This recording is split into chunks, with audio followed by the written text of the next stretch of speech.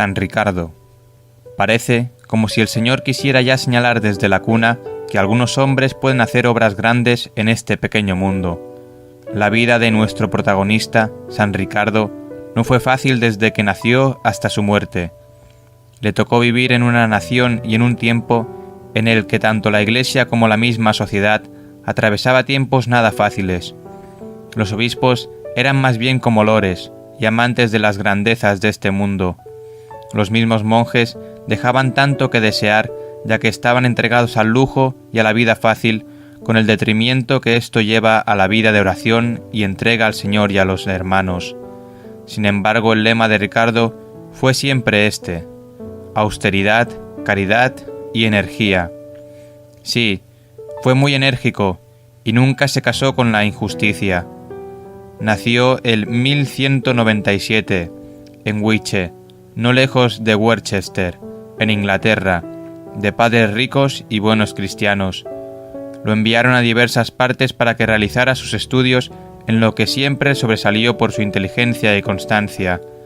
Pronto la prueba más dura iba a llegar. Siendo todavía muy jovencillos él y sus hermanos, murieron sus padres, quedando en manos de familiares y tutores desaprensivos, ya que lo que les interesaba era apoderarse de la hacienda de aquellos desamparados muchachos. Pero no sabían con quién se las jugaban. Ricardo abandonó los estudios y con gran firmeza y exquisito tacto se puso al frente de toda la herencia de sus padres para que el patrimonio familiar no quedara desamparado. Una vez ya en orden las cosas y seguro del patrimonio familiar, reanudaba los estudios en las más famosas universidades de Europa, Oxford, París, Bolonia, llamando la atención por su gran erudición y más aún por su ejemplaridad de vida, con la que ayuda a muchos otros a seguir su ejemplo de una auténtica vida cristiana. Despreciando la cátedra y las riquezas, se entrega al Señor y se ordenó sacerdote para ser más útil a la gloria de Dios y bien de las almas el año 1243. Al año de ser sacerdote, tantas eran sus cualidades que ya fue nombrado obispo de Chichester por el arzobispo de Canterbury.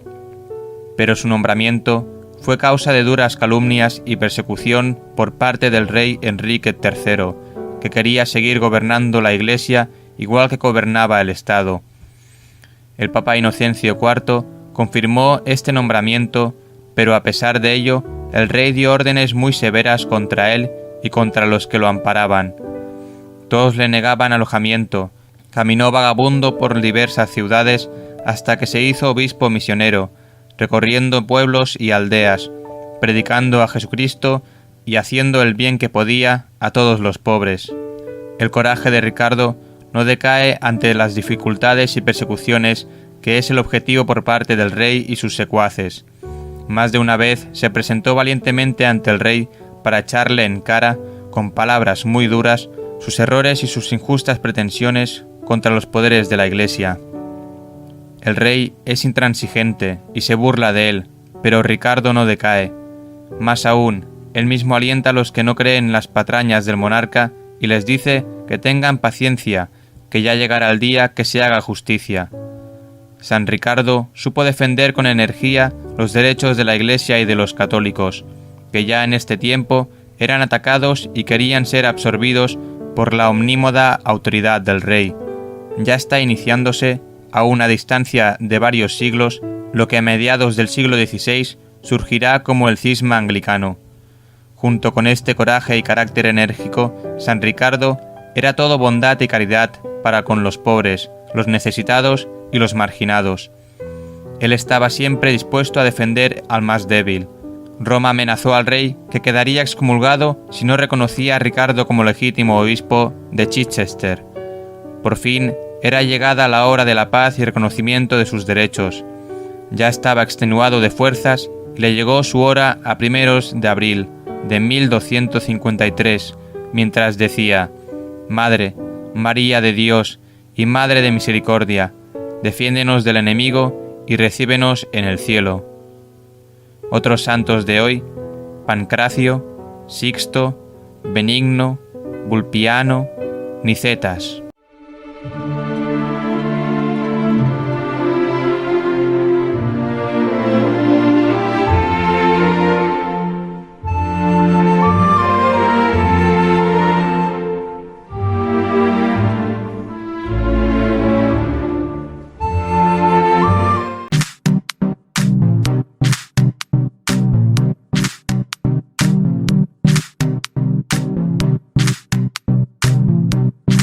Hola, te damos la bienvenida al encuentro número 28 de nuestro curso de Confirmación 2. Te recomendamos que tengas a la mano tu catecismo en comunidad, guiados por el Espíritu Santo, ya que de esta manera podrás profundizar adecuadamente en el encuentro con Dios de esta semana. El encuentro que viviremos el día de hoy forma parte de la unidad 8, la acción del Espíritu Santo en mí, y se titula Encuentro número 28, discípulo, dócil al Espíritu Santo.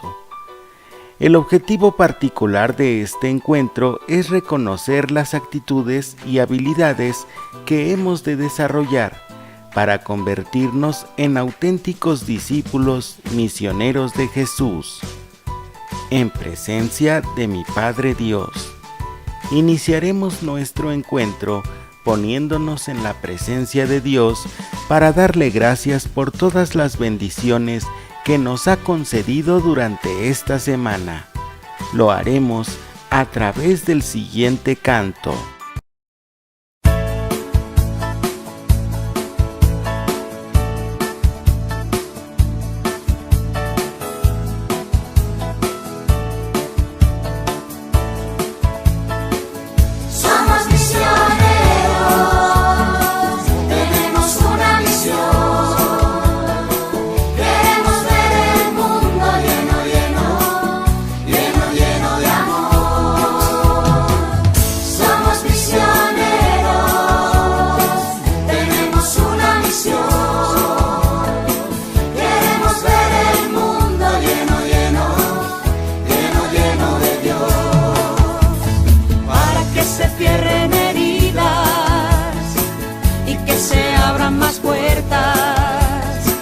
Necesitamos que haya más amor en nuestra tierra, para que se acaben las guerras y que se cumplan los sueños. Necesitamos que entiendas la luz que da el Evangelio. Somos misioneros.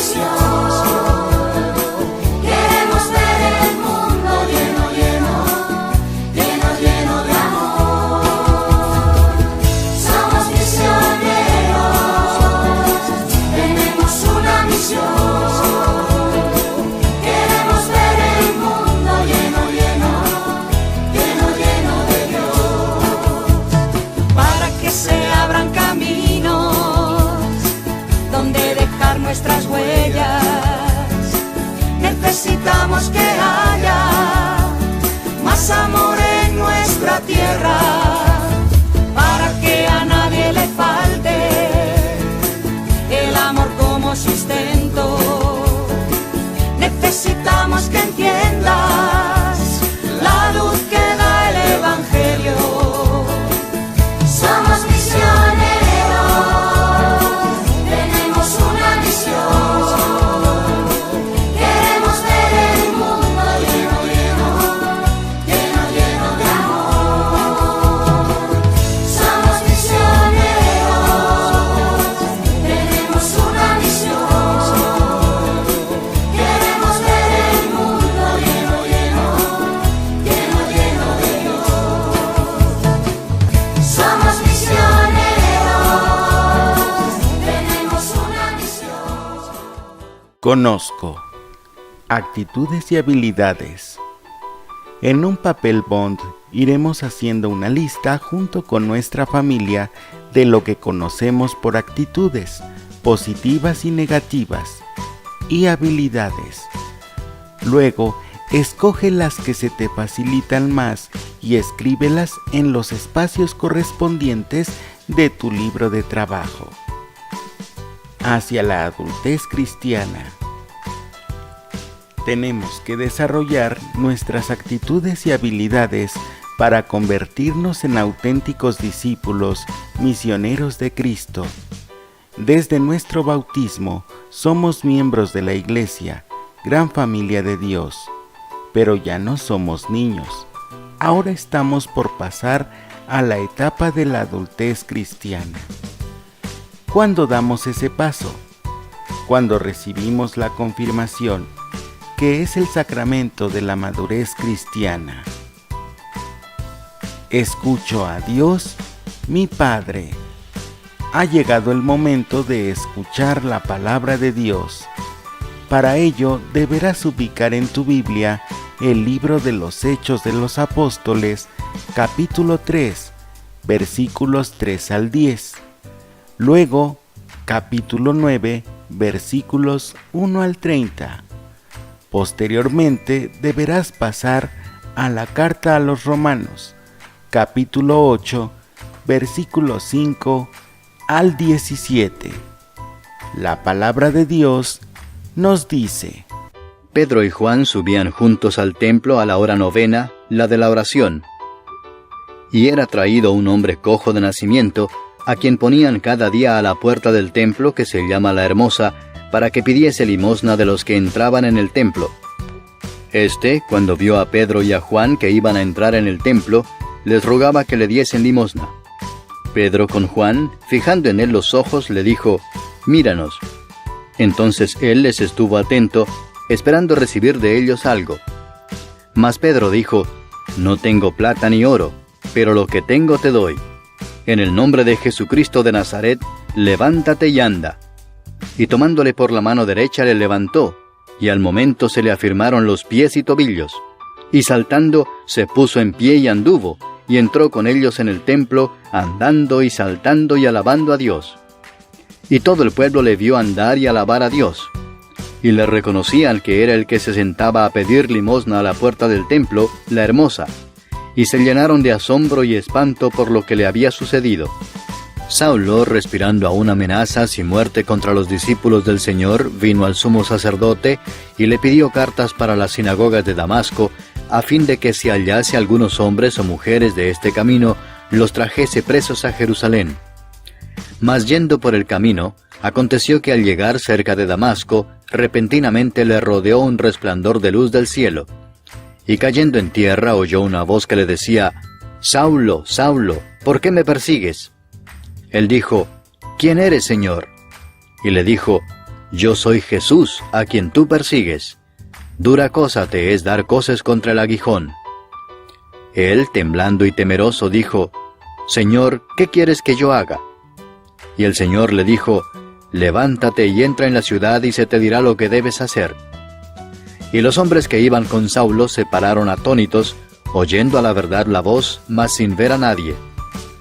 Entonces Saulo se levantó de tierra, y abriendo los ojos no veía a nadie.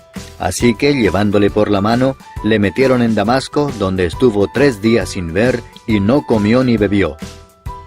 Había entonces en Damasco un discípulo llamado Ananías, a quien el Señor dijo en visión: «Ananías», y él respondió: «Heme aquí, Señor». Y el Señor le dijo: «Levántate y ve a la calle que se llama Derecha, y busca en casa de Judas a uno llamado Saulo de Tarso, porque aquí él ora, y ha visto en visión a un varón llamado Ananías, que entra y le pone las manos encima para que recobre la vista». Entonces Ananías respondió: «Señor, he oído de muchos acerca de este hombre, cuántos males ha hecho a tus santos en Jerusalén, y aún aquí tiene autoridad de los principales sacerdotes para prender a todos los que invocan tu nombre». El Señor le dijo: «Ve, porque instrumento escogido me es este, para llevar mi nombre en presencia de los gentiles, y de reyes, y de los hijos de Israel, porque yo le mostraré cuánto le es necesario padecer por mi nombre». Fue entonces Ananías, y entró en la casa, y poniendo sobre él las manos, dijo: «Hermano Saulo, el Señor Jesús, que se te apareció en el camino por donde venías, me ha enviado para que recibas la vista, y seas lleno del Espíritu Santo». Y al momento le cayeron de los ojos como escamas, y recibió al instante la vista, y levantándose fue bautizado. Y habiendo tomado alimento, recobró fuerzas. Y estuvo Saulo por algunos días con los discípulos que estaban en Damasco.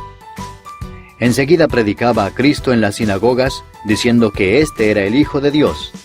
Y todos los que le oían estaban atónitos y decían: ¿no es este el que asolaba en Jerusalén a los que invocaban este nombre, y a eso vino acá, para llevarlos presos ante los principales sacerdotes? Pero Saulo mucho más se esforzaba y confundía a los judíos que moraban en Damasco, demostrando que Jesús era el Cristo. Pasados muchos días, los judíos resolvieron en consejo matarle, pero sus acechanzas llegaron a conocimiento de Saulo, y ellos guardaban las puertas de día y de noche para matarle. Entonces los discípulos, tomándole de noche, le bajaron por el muro, descolgándole en una canasta. Cuando llegó a Jerusalén, trataba de juntarse con los discípulos, pero todos le tenían miedo, no creyendo que fuese discípulo. Entonces Bernabé, tomándole, lo trajo a los apóstoles, y les contó cómo Saulo había visto en el camino al Señor, el cual le había hablado, y cómo en Damasco había hablado valerosamente en el nombre de Jesús. Y estaba con ellos en Jerusalén, y entraba y salía, y hablaba denodadamente en el nombre del Señor, y disputaba con los griegos, pero éstos procuraban matarle. Cuando supieron esto los hermanos, le llevaron hasta Cesarea, y le enviaron a Tarso. Porque los que son de la carne piensan en las cosas de la carne, pero los que son del Espíritu, en las cosas del Espíritu. Porque el ocuparse de la carne es muerte, pero el ocuparse del Espíritu es vida y paz. Por cuanto los designios de la carne son enemistad contra Dios, porque no se sujetan a la ley de Dios, ni tampoco pueden. Y los que viven según la carne no pueden agradar a Dios. Mas vosotros no vivís según la carne, sino según el Espíritu, si es que el Espíritu de Dios mora en vosotros. Y si alguno no tiene el Espíritu de Cristo, no es de él. Pero si Cristo está en vosotros, el cuerpo en verdad está muerto a causa del pecado, mas el Espíritu vive a causa de la justicia. Y si el Espíritu de aquel que levantó de los muertos a Jesús mora en vosotros, el que levantó de los muertos a Cristo Jesús vivificará también vuestros cuerpos mortales por su Espíritu que mora en vosotros. Así que, hermanos, deudores somos, no a la carne, para que vivamos conforme a la carne. Porque si vivís conforme a la carne, moriréis. Mas si por el Espíritu hacéis morir las obras de la carne, viviréis. Porque todos los que son guiados por el Espíritu de Dios, estos son hijos de Dios. Pues no habéis recibido el espíritu de esclavitud para estar otra vez en temor, sino que habéis recibido el espíritu de adopción, por el cual clamamos, Abba, Padre. El Espíritu mismo da testimonio a nuestro espíritu de que somos hijos de Dios. Y si hijos, también herederos, herederos de Dios y coherederos con Cristo, si es que padecemos juntamente con Él, para que juntamente con Él seamos glorificados. Interioricemos lo que hemos escuchado. Luego de haber escuchado y meditado la palabra de Dios, deberás escribir ¿cuáles fueron las actitudes de Pedro y de Pablo que más llamaron tu atención? Actualización. Discípulo misionero es aquel que ha conocido a Jesús, que ha experimentado su amor y que siente la necesidad de comunicarlo a los demás. Este es el caso de Pablo. Después de encontrarse con Jesús y comprender el significado del amor extremo. Por lo tanto, el discípulo misionero es aquel que se deja conducir por el Espíritu Santo para que sus actitudes sean cristianas. Es decir, el que actúa como Cristo actuó con los demás en su tiempo, y así es un auténtico discípulo misionero por medio del testimonio. Oración. Platico con mi Padre Dios. Recuerda las frases que subrayaste en la canción inicial Somos Misioneros. Entonemos nuevamente este canto.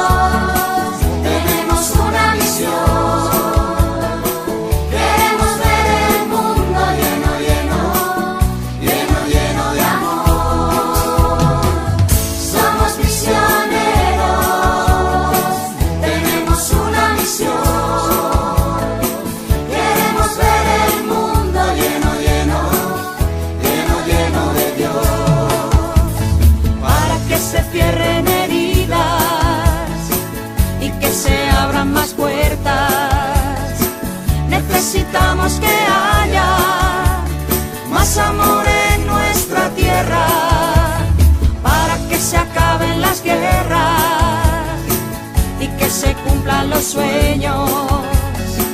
Necesitamos que entiendas la luz que da el Evangelio. Somos misioneros.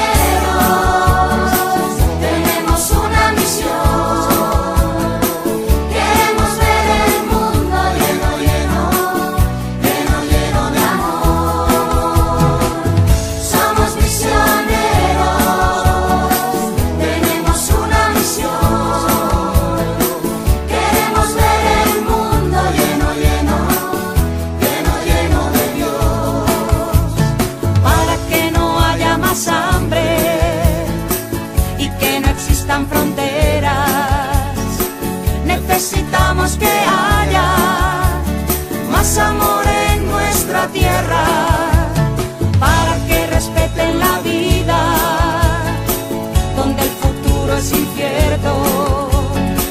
Necesitamos que entiendas la luz que da el Evangelio. Somos misioneros, tenemos una misión.